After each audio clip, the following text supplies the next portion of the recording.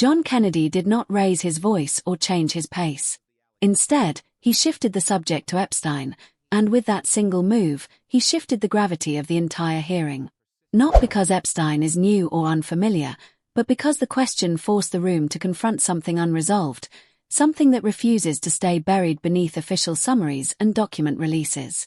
Kennedy referenced an interview by Howard Lutnick, describing Epstein not just as wealthy or criminal, but as strategic and calculated, a man whose operation may have relied on leverage and control. When Kennedy asked whether Pam Bondi had reviewed the full transcript, she said she had only seen a clip. In most cases, that might be acceptable, but not here. This case spans years, administrations, and thousands of documents. Partial awareness in a matter of this magnitude shifts the issue from procedural to structural, raising questions about what has truly been examined and what has not. Kennedy expanded the context by pointing out Lutnick's proximity. He lived next door to Epstein. This was not distant commentary, it was direct exposure.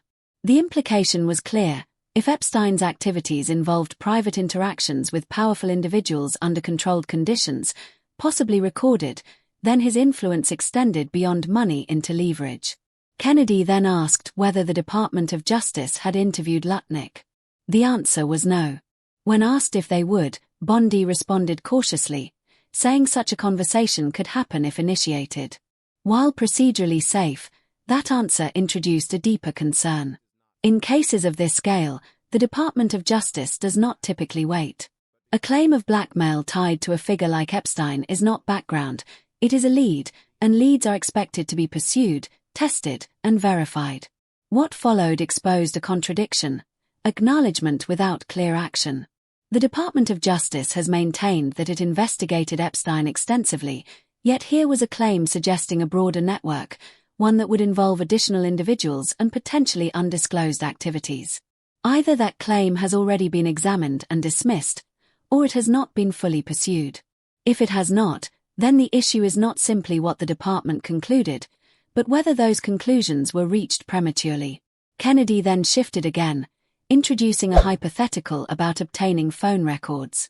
At first, it appeared routine, but the scenario changed when he asked what would happen if the records belonged to a sitting U.S. senator. The legal and constitutional implications immediately elevated the discussion beyond standard procedure. As the exchange continued, Kennedy suggested that this scenario might not be hypothetical, that records tied to multiple sitting senators, possibly 8, may have already been obtained. At that point, the discussion transformed into a structured test. Bondi declined to confirm or deny, maintaining the position that she could not discuss ongoing investigations. This marked the second layer of the hearing. It was no longer only about Epstein but about how investigative authority is applied at the highest levels of government. When legal tools intersect with elected officials, the standards become stricter, the scrutiny deeper, and the consequences broader. Looking at the full pattern, public claims, partial acknowledgement, absence of confirmed follow-up, and refusal to clarify, reveals a system managing information carefully while leaving critical questions unanswered. John Kennedy did not raise his voice or change his pace. Instead, he shifted the subject toward Jeffrey Epstein, altering the gravity of the entire hearing. By referencing claims discussed by Howard Lutnick, who described Epstein as strategic and potentially operating through leverage and control, Kennedy forced the room to confront unresolved questions that had lingered for years. When Pam Bondi acknowledged she had only seen a clip of the interview and not the full transcript, the issue shifted from procedural caution to something deeper. In a case of this scale, partial awareness was not enough. The absence of full review suggested not just caution, but a gap in engagement with a potentially critical lead. Kennedy pressed further, highlighting Lutnick's proximity to Epstein and raising the possibility that Epstein's operations may have involved recorded leverage over powerful individuals.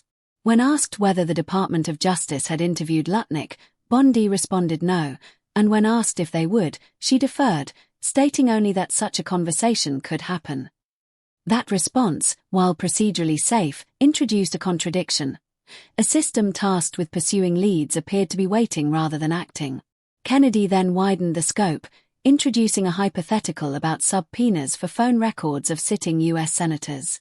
Step by step, he outlined the legal framework, compliance versus challenge, judicial oversight, and corporate liability, before revealing the implication that multiple senators' records may have already been obtained.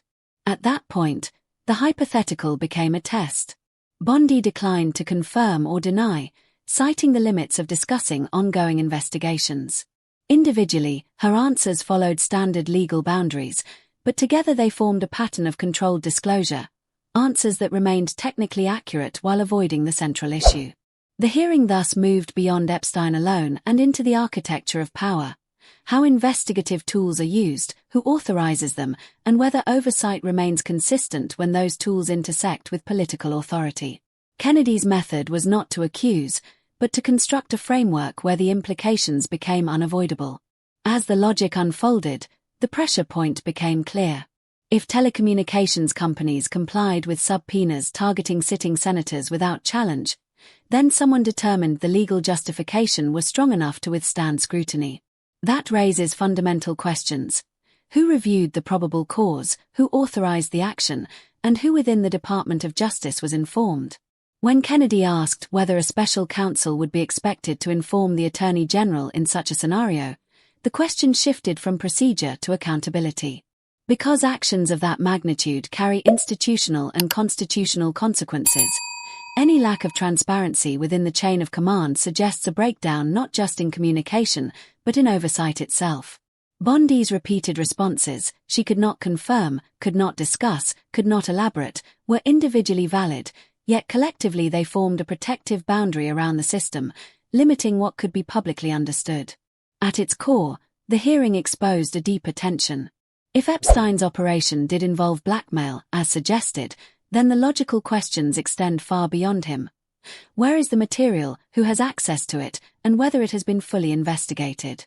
At the same time, the possibility that investigative tools were used to access sensitive records of elected officials introduces another layer of concern about consistency and limits of authority. These are not abstract issues.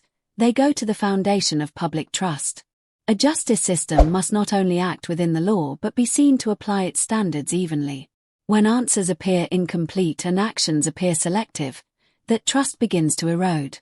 The hearing did not resolve these questions. It clarified them. It showed that the gap between what is known, what is said, and what remains undisclosed is where the real scrutiny now lies, and whether that gap will be closed depends not on what was said in that room, but on what happens after it. Trust in a system is not sustained by silence, it is sustained by clarity. And in this hearing, clarity remained just out of reach.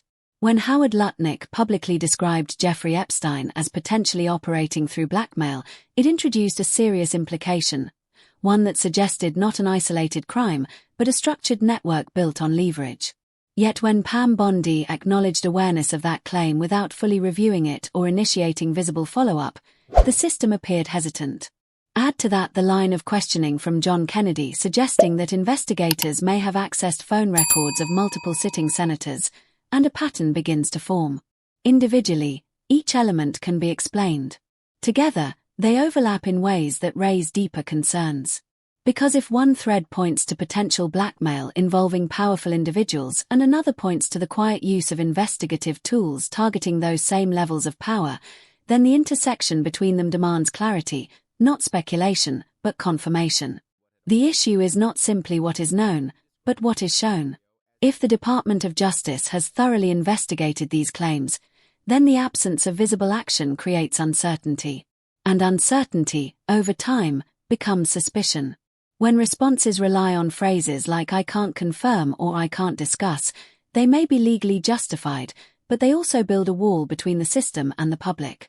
Behind that wall, decisions are still being made, subpoenas issued, records reviewed, conclusions reached, but without transparency, those actions lose their grounding in public trust. Because trust is not built on the assumption that the system is working, it is built on evidence that it is. And when that evidence remains hidden, even a functioning system begins to appear selective. At the same time, the moral weight of this issue cannot be ignored. The Epstein case is not just a matter of legal procedure. It involves real victims whose lives were directly affected. For them, the question is not about technical correctness or procedural caution. It is about whether every lead has been pursued with urgency, whether every claim has been tested, and whether the full truth has been confronted. When a potential lead of this magnitude, one suggesting a broader network of influence, is not visibly escalated, it reinforces a perception that some paths are approached more carefully than others. And that perception, whether accurate or not, shapes how the entire system is viewed. Ultimately, the hearing revealed a gap, not necessarily of wrongdoing, but of alignment. A gap between what is said and what is demonstrated, between authority and accountability, between process and perception. And that gap is where credibility is tested.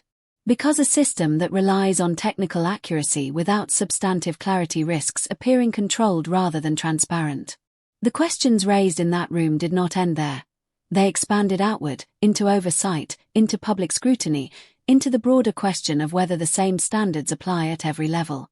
And until those questions are answered with clarity rather than caution, the tension remains, unresolved, persistent, and impossible to ignore. The final phase of the hearing brings everything into sharp focus.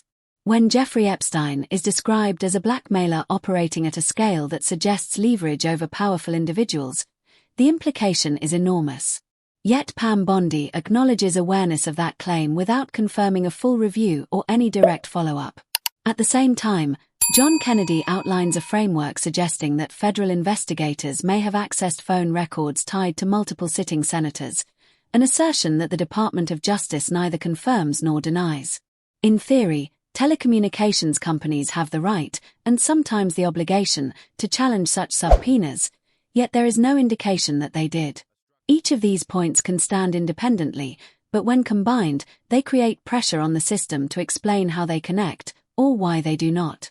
Instead of clarity, what emerges is containment. The answers are careful, measured, and legally precise, but they close off further inquiry without resolving the deeper questions. This is what makes the simplest exchange the most powerful. When asked whether a key individual had been interviewed, the answer was just one word: no. No elaboration, no urgency, no visible indication that a claim of that magnitude triggered immediate investigative action. That simplicity exposes the weight of the issue. Either the system already has answers it is not revealing, or it has chosen not to pursue the question in a way the public can see. Both possibilities carry consequences. If Epstein's operation truly involved leverage, documented, recorded, and preserved, then its implications extend far beyond one individual. It points toward networks, influence, and relationships that would be complex and uncomfortable to investigate fully. And that is where the real test lies. Whether the system is willing to follow the truth wherever it leads, even when it reaches into powerful spaces. For victims, this is not about procedure or legal language. It is about whether the full reality of what happened is being confronted. Every unanswered question, every delayed response, reinforces the sense that the story is incomplete. In the end, the hearing does not provide resolution, it defines the problem. A path is laid out step by step, beginning with a public claim, moving through a lack of visible follow-up, and expanding into questions about investigative authority and accountability. At every stage, the responses remain controlled but incomplete. That leaves one central question: is the law being applied equally, or within limits that are not fully visible to the public? Because if transparency follows, trust can be maintained. But if it does not, trust becomes conditional, and a system built on conditional trust is inherently fragile. The pressure created in that room does not end there, it continues forward, carried by every document, every statement, and every unanswered question that still remains. If you found this breakdown insightful, make sure to like the video, share it with others, and subscribe to the channel for more deep analysis. Because what happens next in this story may be even more important than what we just saw.